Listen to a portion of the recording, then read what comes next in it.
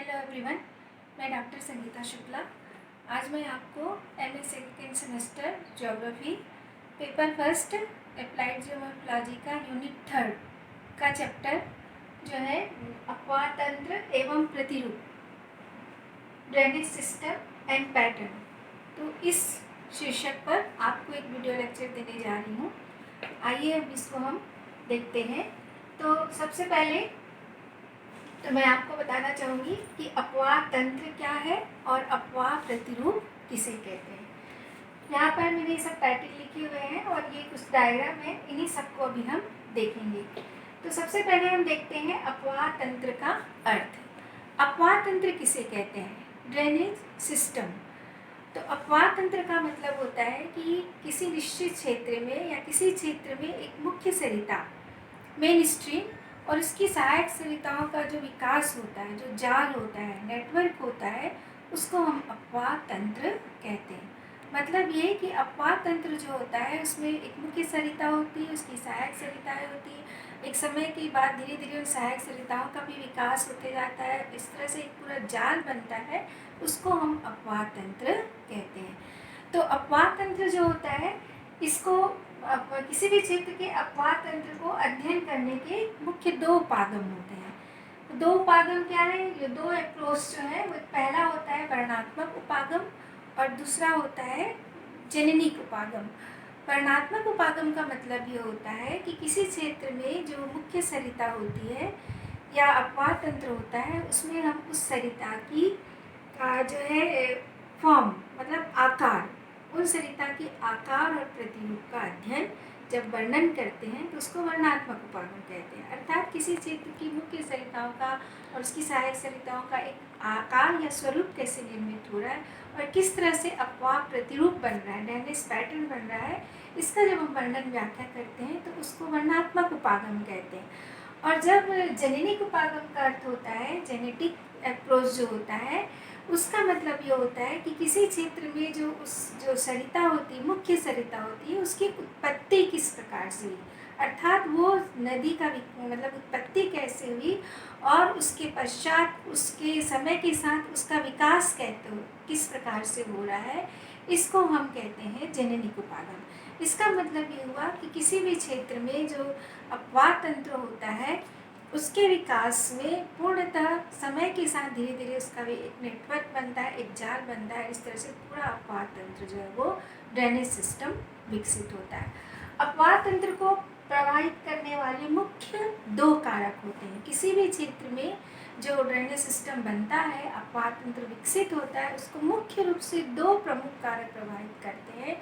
उसमें पहला कारक होता है उस क्षेत्र की धरातल की प्रकृति और ढाल का स्वरूप, मतलब वो जो धरातल है वो किस प्रकृति का है, किस प्रकार से ढाल का स्वरूप है, ये प्रभावित करता है। और दूसरा फैक्टर होता है भौमिकी संरचना, मतलब जियोलॉजिकल स्ट्रक्चर, कि उस क्षेत्र की भौमिकी संरचना कैसी, अर्थात वो क्षेत्र जो है वलित है, वलन है, भ्रंशन है, फोल्डेड एरिया है, फाल्ट है या नत्ती है या संधि है, किस प्रकार का है, ये भौमिकी संरचना उसको मुख्य कारक होती है जो किसी भी एरिया के, किसी भी क्षेत्र की प्रवाह प्रतिरूप को प्रभावित करती है।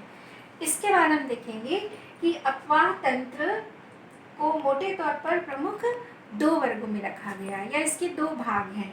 तो पहला जो भी किसी भी क्षेत्र में जो अपवाह तंत्र विकसित होता है, ड्रेनेज नेटवर्क जो विकसित होता है, उसके प्रमुख 2 वर्ग होते हैं। जैसे इसके पहले मैंने एग्जाम्पल आपको नहीं बताया कि जैसे अपवाह तंत्र जो है काफ़ी विस्तृत एरिया में विकसित होता है। जैसे उदाहरण के लिए हम बोलते हैं गंगा ड्रेनेज सिस्टम, गंगा अपवाह तंत्र प्रणाली है ना, ब्रह्मपुत्र सिस्टम, तो ब्रह्मा अपवाह तंत्र प्रणाली, तो गंगा अपवाह तंत्र, ब्रह्मा अपवाह तंत्र, नर्मदा अपवाह तंत्र, सिंध अपवाह तंत्र, महानदी अपवाह तंत्र, ऐसे बड़े विस्तृत क्षेत्रों में अपवाह तंत्र का विकास होता है।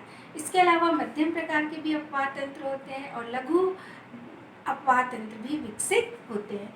तो अब हम देखेंगे कि पहले इसका वर्गीकृत किया गया है अपवाह तंत्र का, ड्रेनेज सिस्टम का, तो ये इसको पहले 2 वर्गों में बांटा गया है। इसमें इसका पहला कहलाता है क्रमवर्ती सरिता, इसको हम बोलते हैं सीक्वेंट स्ट्रीम्स। क्रमवर्ती सरिता किसे कहते हैं? क्रमवर्ती सरिता का अर्थ होता है कि ये वे सरिताएं होती हैं जो एक क्रम से, एक ढाल के अनुरूप ये प्रवाहित होती है। इनका प्रवाह मार्ग निश्चित होता है। ये धरातल सतह पर ढाल के अनुरूप विकसित होती हैं और एक निश्चित क्रम में प्रवाहित होती हैं। तो इस तरह की सरिताओं को क्रमवर्ती सरिता कहते हैं। दूसरी जो सरिता का विकास होता है ड्रेनेज सिस्टम में, वो है अक्रमवर्ती सरिता। इनसिक्वेंट स्ट्रीम्स होती हैं। इनसिक्वेंट स्ट्रीम जो होती हैं, अक्रम सरिताएं जो होती हैं, इनका कोई निश्चित मार्ग नहीं होता। ये किसी भी दिशा में प्रवाहित होती हैं, धराती संरचना का अनुकरण नहीं करती, ना ही ढाल के अनुरूप प्रवाहित होती हैं। तो इस तरह की सरिता, ये मोटे तौर पर दो वर्ग हैं, इन्हीं का आगे चलकर सब विश्लेषण है। तो क्रमवर्ती सरिताएं और अक्रमवर्ती सरिताएं। अब क्रमवर्ती सरिताओं में जो मुख्य सरिताएं जो विकसित होती हैं या जिनका उत्पत्ति या विकास होता है, इसमें सबसे पहला आता है अनुवर्ती सरिता। अनुवर्ती सरिता, इसको कॉन्सिक्वेंट स्ट्रीम्स कहते हैं। ये वो सरिता होती है जो प्रारंभिक ढाल के अनुरूप इस सरिता का उत्पत्ति होता है। अर्थात सर्वप्रथम जिस जलधारा या जिस सरिता का विकास होता है उसको हम अनुवर्ती सरिता ही कहते हैं। ये सरिता की मुख्य विशेषता है कि ये धरातल के ढाल के सतह के अनुरूप प्रवाहित होती है। तो धरातल के ढाल का अनुकरण करती है, इसलिए इसको अनुवर्ती सरिता कहते हैं। और ये सरिता जो होती है वास्तव में प्रारंभिक सरिता होती है जो धरातल की प्रारंभिक ढाल का अनुकरण करती है। और जनरली हम देखते हैं कि जो वलित क्षेत्र होते हैं, वलित पर्वतीय क्षेत्र होते हैं, जिनमें कि अपनति कटक और अभिनति घाटियाँ पाई जाती हैं, वहाँ पर ये प्रधान अनुवर्ती सरिता का विकास होता है। जैसे कि हिमालय के क्षेत्रों में इसके एग्जाम्पल मिलते हैं कि अपनति कटक और अभिनति घाटियों में जो अभिनति घाटियाँ होती हैं उसमें ढाल के अनुरूप अनुवर्ती नदियों का विकास होता है। इसके बाद दूसरा होता है परवर्ती नदी जो क्रम से प्रवाहित होती है। तो अनुवर्ती नदी के जिस तरह से अनुवर्ती नदी ढाल के अनुरूप बह रही है, तो उसके पार्श्व यानी किनारे से ढाल के अनुरूप से आकर जो सहायक नदियाँ आकर उसमें मिलती हैं, समकोण की दिशा में आकर जो मिलती हैं, उनको परवर्ती नदी कहते हैं, परवर्ती सरिता कहते हैं। तो प्रधान सरिता, मुख्य सरिता या मुख्य नदी जो ढाल के अनुरूप बह रही है, उसमें उसके सहायक के रूप में आकर जो नदी मिलती है उसको परवर्ती सरिता कहते हैं। फिर होता है क्रमवर्ती सरिता में एक प्रत्यानुवर्ती सरिता होता है। प्रत्यानुवर्ती सरिता उसे कहते हैं जो मुख्य जलधारा के विपरीत दिशा में प्रवाहित होती है। अर्थात ये मुख्य जलधारा है, अनुवर्ती सरिता ढाल के अनुरूप धरातल पर प्रवाहित हो रही है, तो उसके विपरीत दिशा में ये प्रत्यानुवर्ती सरिता प्रवाहित होती है। तो इसको कहते हैं, तो ये जो सरिता होती है जब ढाल में प्रतिलोमन होता है तो उस स्थिति में इस तरह की अपनति कटक वाले भागों में इस तरह की ढाल के अनुरूप विपरीत दिशा में प्रत्यानुवर्ती नदियों का विकास होता है। फिर आता है नवनानुवर्ती नदी। नवनानुवर्ती मतलब नाम से स्पष्ट है कि नवीन नदी होगी। तो ये नवनानुवर्ती नदी भी अनुवर्ती सरिता के अनुरूप प्रवाहित होती है, मतलब इसकी भी ढाल की दिशा अनुवर्ती सरिता के अनुसार उसके अनुरूप होती है, परंतु अंतर इतना है कि नवनानुवर्ती नदी का जो विकास होता है वो अपर्दन के द्वितीय अवस्था में होता है।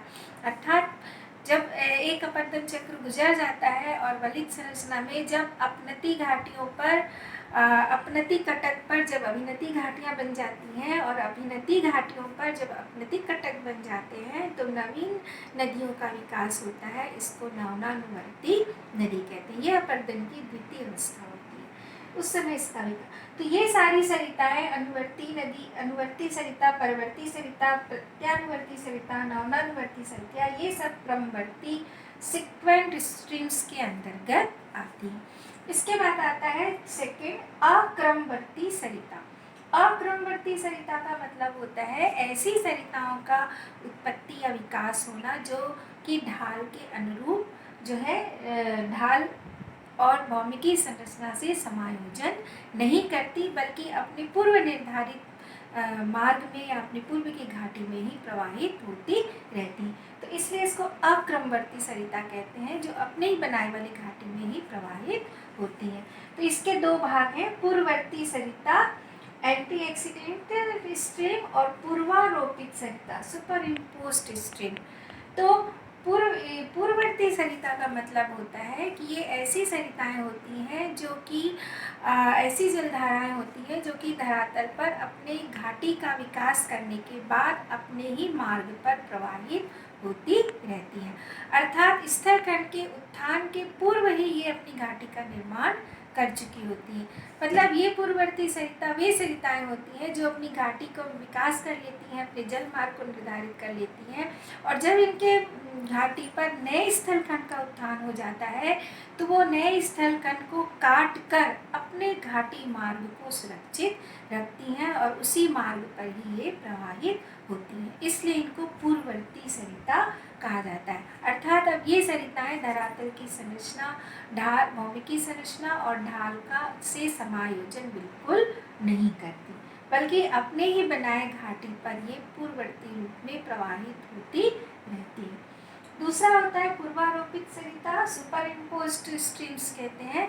सुपर इम्पोज्ड स्ट्रीम पूर्वारोपित सरिता का मतलब है ये सरिता भी पूर्ववर्ती सरिता की भांति होती है, परंतु इसमें अंतर इतना ये है कि जब पूर्ववर्ती नदी अपनी घाटी का विकास कर लेती है तब क्या होता है कि उसके ऊपरी आवरण पर वो अपनी घाटी का विकास तो कर लेती है, उसके बाद उसके निचले आवरण पर वो जो है शीर्ष अपर्दन करती है। निम्न कटाव के द्वारा जब शीर्ष अपर्दन करती है तो ऊपरी घाटी का आवरण तो बढ़ चुका होता है, निचली घाटी का जो शैल स्तर का आवरण आता है वो ऊपरी घाटी से वो शैल संरचना भिन्न होती है। तब क्या होता है कि निचली शैल संरचना के आवरण को ऊपरी शैल संरचना की घाटी को स्वीकार करना पड़ता है, और इस प्रकार से जो नदी ने पूर्ववर्ती घाटी बनाई हुई है और वो पुनः नीचे की शैल संरचना पर अपनी घाटी का निर्माण कर रही है, तो पूर्ववर्ती घाटी जो है उसका आरोपण निचले शैल संरचना स्तर वाली घाटी पर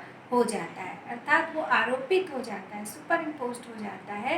तो ऐसी स्ट्रीम्स को फिर उस पर जो नदी प्रवाहित होती है, ऐसी स्ट्रीम्स को पूर्वारोपित सरिता कहते हैं। तो ये पूर्व निर्मित घाटी, इसमें विभेद यही है कि शैल संरचना में अंतर पाया जाता है कि ऊपरी घाटी का जो शैल आवरण अलग प्रकृति का होता है, निचली घाटी पर जब निम्नवर्ती अपर्दन करती है तो उसको दूसरी शैल संरचना वाला संस्तर मिलता है, तो वहाँ पर ऊपरी घाटी का अध्यारोपण हो जाता है। तो ये जो अपवाह तंत्र अभी मैंने आपको बताया कि ये अपवाह तंत्र जो होते हैं, ये इस तरह से अपवाह तंत्र का विकास होता है। तो अपवाह तंत्र और अपवाह प्रतिरूप में इतना ही अंतर है कि अपवाह तंत्र का तात्पर्य होता है कि किसी निश्चित स्थान पर मुख्य सरिता और इसकी सहायक सरिताओं का जो विकास होता है, उस पूरे तंत्र या जाल को अपवाह तंत्र या ड्रेनेज सिस्टम कहते हैं। और अपवाह प्रतिरूप, ड्रेनेज पैटर्न, अपवाह प्रतिरूप का अर्थ ये है कि अपवाह प्रतिरूप में हम जो अपवाह तंत्र की जो विकसित सरिता होती है उसकी ज्यामितीय आकार और उसकी स्थानिक व्यवस्था का अध्ययन करते हैं। मतलब वो जो सरिता विकसित हो गई है, अब वो किस प्रतिरूप, अब वो उसका आकार किस प्रकार से वो आकार लेती है, उसका प्रतिरूप कैसे विकसित होता है, तो उसके ज्यामितीय आकार और उसकी स्थानिक व्यवस्था को हम इसमें देखते हैं। जो कि ये भिन्न भिन्न प्रकार की ये ज्यामितीय आकार जो है ये अपवाह प्रतिरूप कहलाता है। तो अपवाह प्रतिरूप का तात्पर्य ये हुआ, और अपवाह प्रतिरूप को प्रभावित करने वाले कारक ये हैं कि एक धरातली ढाल है, फिर है संरचनात्मक नियंत्रण है, फिर है शैलों की विशेषता है, विवर्तनिक कारक है, जलवायु संबंधी दशाएं हैं और वनस्पति विशेषता है। तो मुख्य रूप से अपवाह प्रतिरूप को, ड्रेनेज पैटर्न को ये सारे फैक्टर प्रभावित करते हैं, लेकिन ज़्यादातर जो फैक्टर प्रभावित करता है वो है धरातली ढाल। मतलब वो जो हमारा धरातल है, किस प्रकार का उसका ढाल है, कैसी उसकी प्रकृति है, ये अपवाह प्रतिरूप को प्रभावित करती है। दूसरा फैक्टर जो विशेष रूप से प्रभावित करता है वो होता है शैलों की विशेषता, कि वो जो धरातली ढाल पर जो शैल पाए जाते हैं, जो चट्टानें जो पाई जाती हैं, वो उनकी विशेषता क्या है, कठोर है, कोमल है, सरंध्र है, नती है, डिप है, संधि है, दरारें हैं, किस प्रकार की है शैल संरचना, ये अपवाह प्रतिरूप को प्रभावित करती है। और ज़्यादा प्रभावित करती है जलवायु संबंधी दशाएं। तो ये मेन फैक्टर है जो कि ड्रेनेज पैटर्न को प्रभावित करती है।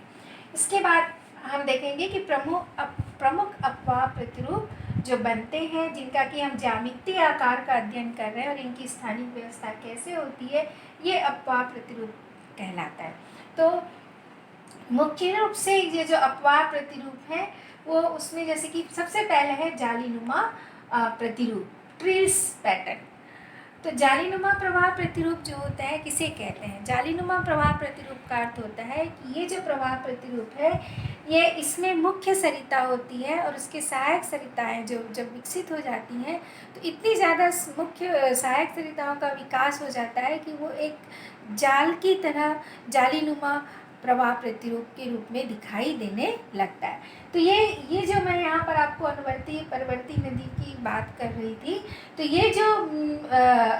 ये जो वर्धित संरचना है जिसमें कि ये कटक है, ये रेंज है, पर्वत श्रेणियाँ हैं और ये दो पर्वत श्रेणियों के बीच में ये घाटी है। देखिए, तो इस घाटी में ये मुख्य अनुवर्ती नदी का विकास हो जाता है जो ढाल के अनुरूप प्रवाहित होती है और इसके पार्श्व और ये किनारों पर ये कटक की ऊंचाई से ढाल के अनुरूप ये सहायक ये परवर्ती नदियाँ इसमें आकर मिल रही हैं।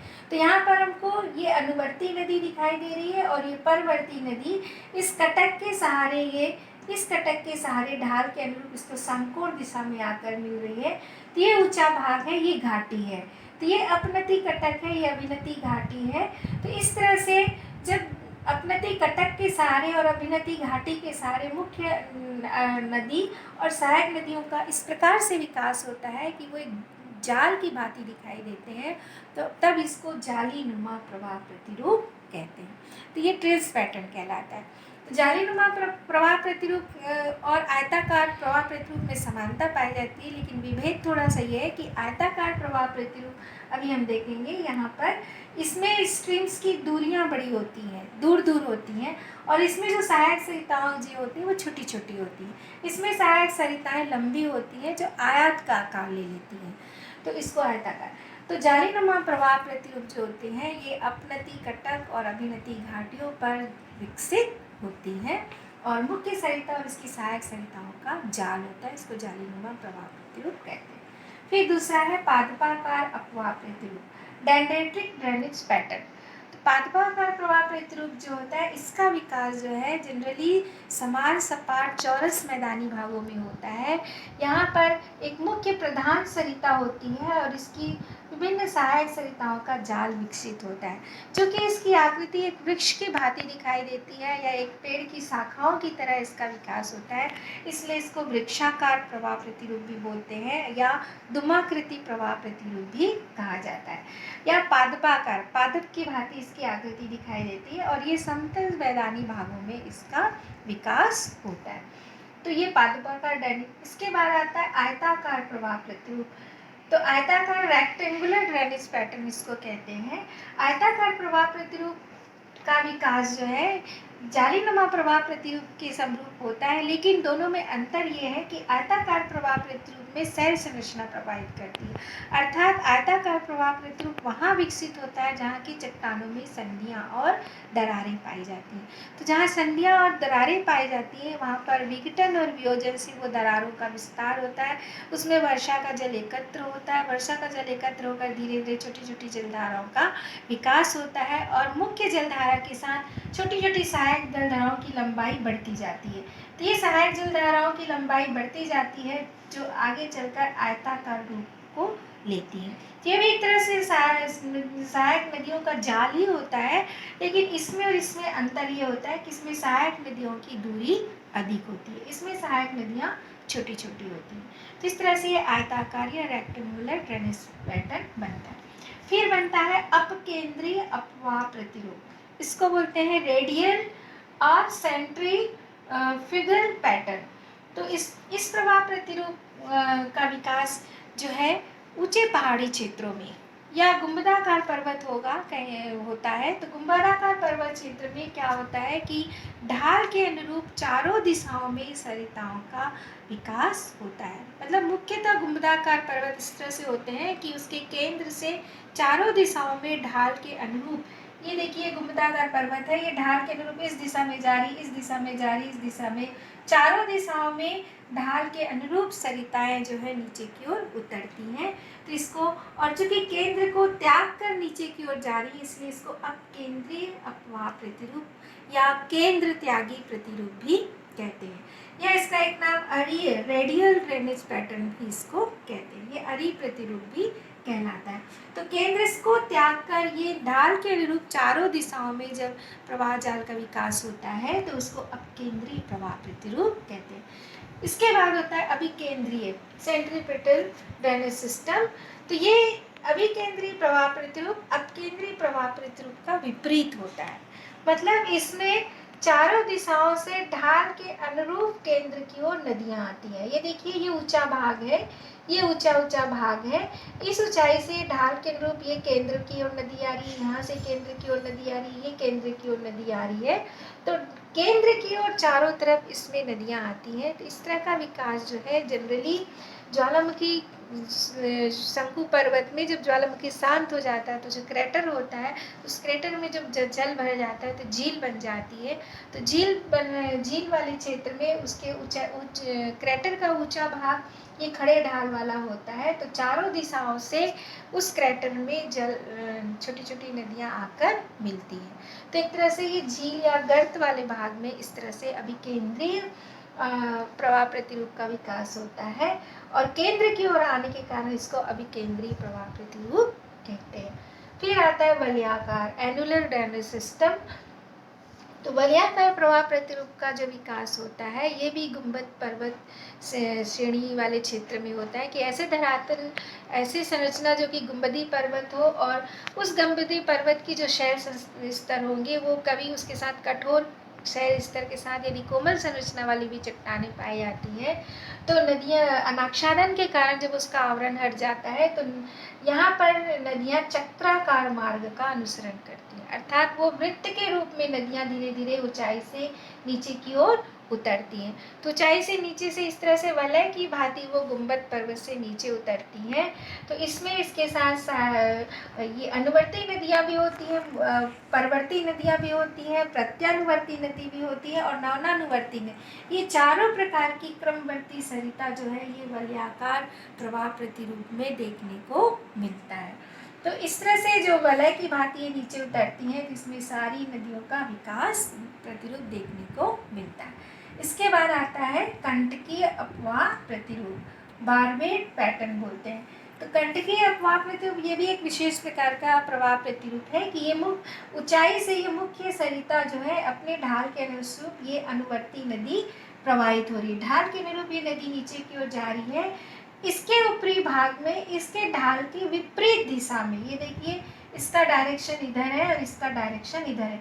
जब विपरीत दिशा में इस ढाल से ये नदी जब विपरीत दिशा में प्रवाहित होती है, ये एक दूसरी नदी विपरीत दिशा में इधर जा रही है, तब क्या होता है कि ये कांटे की भांति दिखाई देता है, इसलिए इसका नाम पड़ा है कंटकीय अपवाह प्रतिरूप। तो ये कांटे की तरह का एक प्रतिरूप बनता है, तो इसको कंटकीय प्रवाह प्रतिरूप कहते हैं, जिसमें मुख्य सरिता ढाल के अनुसार जा रही है और दूसरी सरिता जो है वो ढाल के विपरीत दिशा में प्रवाहित हो रही है।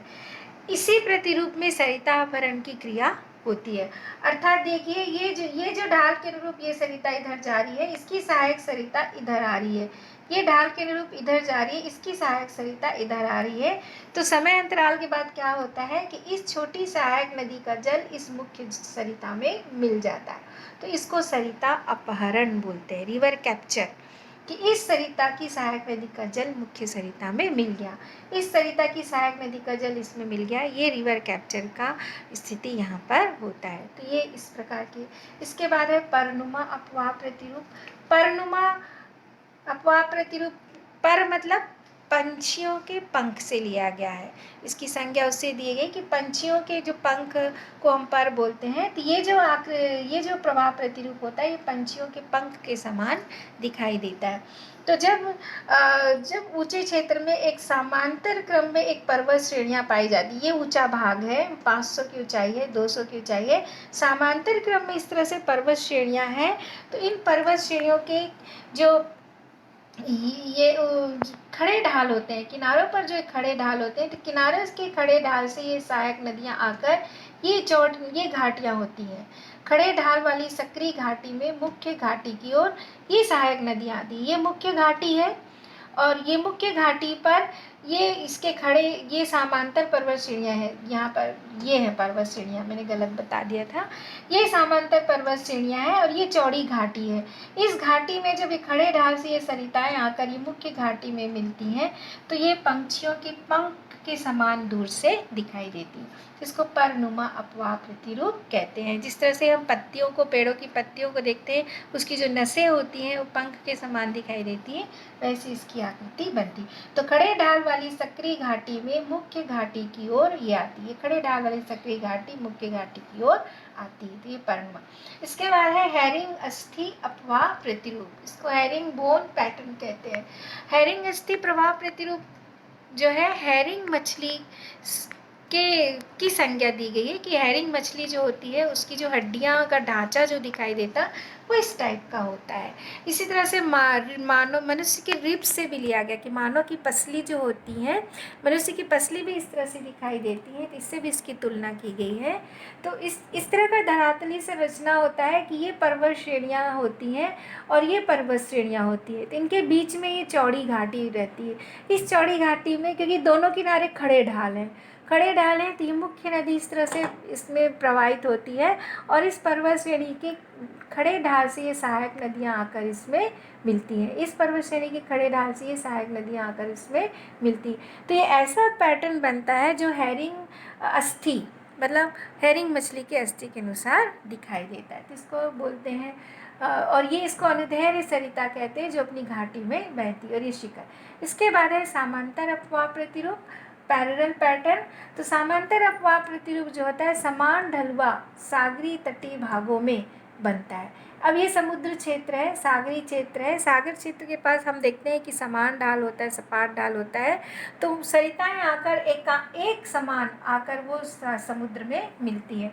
तो इस तरह से एक समान आकर समान ढलुआ सागरी तटीय भाग में जब नदियाँ आकर समुद्र में मिलती हैं, तो समांतर अपवाह प्रतिरूप बनता है। स्थलीय भागों में भी बनता है ये।